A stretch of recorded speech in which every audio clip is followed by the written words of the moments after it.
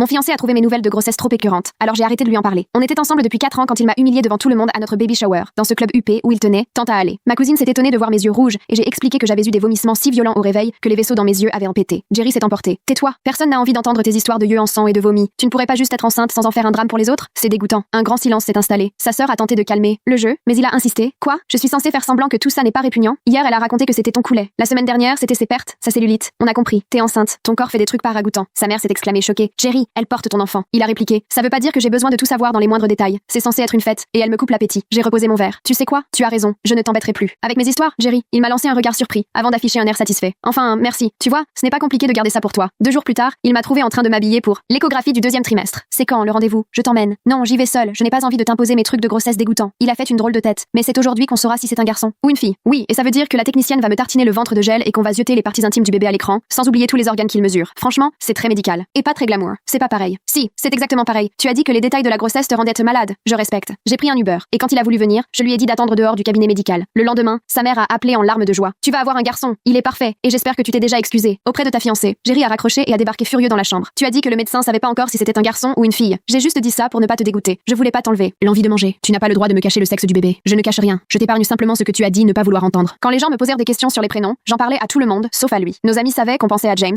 Ses parents étaient au courant pour Thomas. Son frère connaissait William. Tu ne me dis jamais les prénoms auxquels tu penses. Parler du bébé, c'est parler de la grossesse. C'est interdit. Tu te souviens? C'est insensé. C'est exactement ce que tu voulais. À 28 semaines, j'ai commencé à m'inquiéter. Mes pieds étaient tellement gonflés que quand j'appuyais dessus, la trace restait comme dans de la mousse. Et j'avais tout le temps des taches noires devant les yeux. J'ai filé seule à l'hôpital. On m'a diagnostiqué une prééclampsie et j'ai été hospitalisée pour surveillance. J'ai prévenu tout le monde sauf lui. Il l'a découvert quand son frère l'a appelé pour lui demander ce qu'il fichait, vu que je n'étais pas seule à l'hôpital. Tu es à l'hôpital et tu ne me dis rien? Les infos médicales sur la grossesse, c'est trop pour toi. Tu l'as dit toi-même. Tu pourrais perdre le bébé. Et toi, tu pourrais tellement être dégoûté que tu finirais par me traiter de monstre. Le stress me ferait tout perdre. Il n'a plus rien trouvé à dire. Quand le médecin a décidé qu'on ferait une césarienne à 36 semaines à cause des complications, je n'ai rien dit à Jerry. Sa famille, la mienne, nos amis, tout le monde était au courant sauf lui. Le bébé arrive mardi prochain, lui a annoncé sa sœur. Il m'a appelé paniqué. Mardi? Tu vas accoucher mardi? Oui, mais je ne voulais pas te dégoûter en parlant du fait qu'on allait littéralement me découper le ventre pour sortir notre enfant. Je dois poser des jours. Pourquoi? Tu ne veux pas voir des choses de grossesse dégoûtantes. Là, tu vas être servi. Entre le sang, le liquide amniotique qui ressemble à du bouillon, le placenta qui a l'air d'un foie cru. Sa mère a essayé d'arrondir les angles au dîner, alors que Jerry était au bord des larmes. Il sait qu'il a fait une bêtise. Il est désolé, mais il doit être là. J'ai haussé les épaules. Il a dit que mes nouvelles de grossesse lui donnaient la nausée. Là, c'est le bouquet final. Je ne parlais pas de l'accouchement, a protesté Jerry. Tu as dit chaque détail dégoûtant qui lui arrive. L'accouchement, c'est ça, et en pire. Le matin de ma césarienne, j'ai appelé un Uber pendant que Jerry était sous la douche. Avant de partir en salle d'op, je lui ai envoyé un message. J'accouche maintenant. Je t'épargne les détails. On verra plus tard. Quand je me suis réveillée, il était déjà là, les yeux rougis, complètement perdu. Tu ne m'as même pas prévenu que tu partais. Voilà le souci, Jerry. Je viens d'avoir notre fils. Je sors d'une opération risquée et la première chose que tu trouves à dire, c'est moi.